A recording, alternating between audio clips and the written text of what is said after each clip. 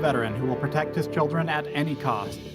Like moving pieces on a chessboard, Ardan's power comes from his ability to reshape the battlefield, allowing his allies to seek better positioning while discouraging enemies from doing the same. One of the first things you'll notice about Ardan is that he doesn't use energy. Instead, he unlocks a unique resource called Vengeance when he first learns his Blood for Blood ability. Anytime Ardan's Vengeance is full, he can consume it with his Blood for Blood ability to strike at a nearby enemy. Once consumed, Vengeance will slowly build back up. Landing basic attacks and using Ardan's abilities in tactically effective ways will also grant Vengeance.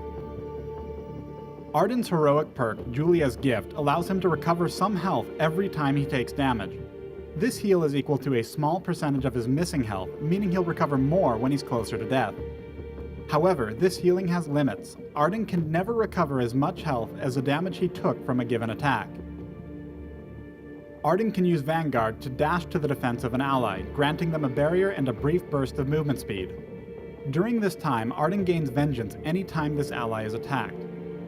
Take note, the strength of Ardan's barrier is based on how much bonus health he has from items. One more thing, the moment the barrier is created, there's also a shockwave that deals crystal damage and slows nearby enemies. Ardan can cast Vanguard on himself, dealing the same damage and slow to nearby enemies. However, the barrier strength, movement speed, and Vengeance gains are much weaker when he applies them to himself. Vanguard's Overdrive grants a burst of bonus Vengeance when Ardan uses the ability on someone other than himself. I recommend learning Vanguard at level 2 unless you're likely going to need it for an early fight.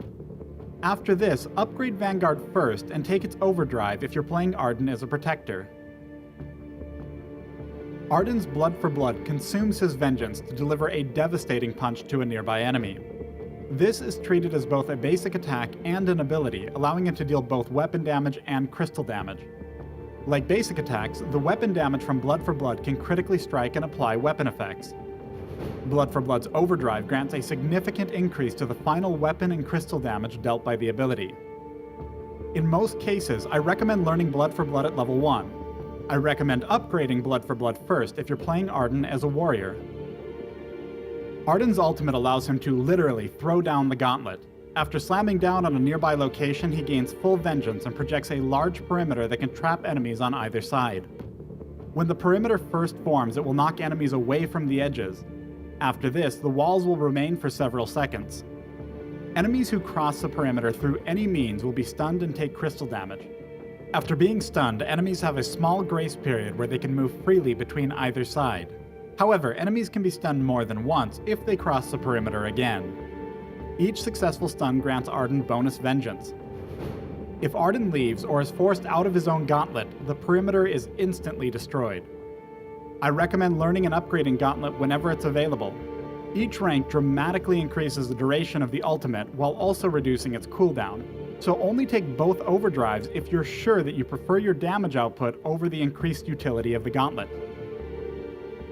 When it comes to Ardan's item choices, there are a couple important things to be aware of. First, since Ardan does not use energy for his abilities, items with energy and energy regeneration instead grant him a small crystal power bonus on his abilities. This isn't enough to make energy-based items stronger than their alternatives, but you should still feel comfortable picking them up if you want the utility. Second, Ardan's Blood for Blood is tied to his Vengeance meter and does not directly benefit from cooldown acceleration items. However, cooldown acceleration is still fantastic, especially in a Protector role, as it allows you to have your Vanguard available more reliably.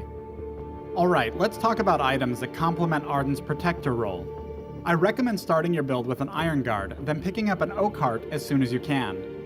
Crucible, Fountain of Renewal, and Shiver Steel are all very solid items for Ardan, so you'll want to upgrade Oak Heart along one of these paths. As soon as you're comfortable with your defense, immediately begin building towards Tier 2 Travel Boots.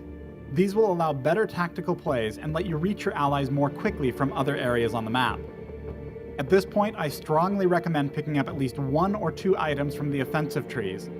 As mentioned earlier, if your focus is defending allies and maneuvering around the map, cooldown acceleration items are fantastic. On the other hand, if you want to increase your team's damage output, Bonesaw has strong synergy with Ardan's abilities. Ardan is very flexible with his item builds and can even steer away from the Protector role if he has a team to back him up. When playing with friends, I encourage you to discover what item builds fit best with your team's favorite heroes and playstyles. Let's take a look at some Ardan gameplay. The enemy team has just begun attacking our gold mine, and I'm heading there as quickly as I can. Catherine interrupts my ultimate with a stun just as I'm landing. Though Gauntlet can be interrupted, it has a greatly reduced cooldown when this happens. After throwing out some punches, I start backing off to bring the fight closer to our petal. But Glaive has pushed me right back into the enemy team.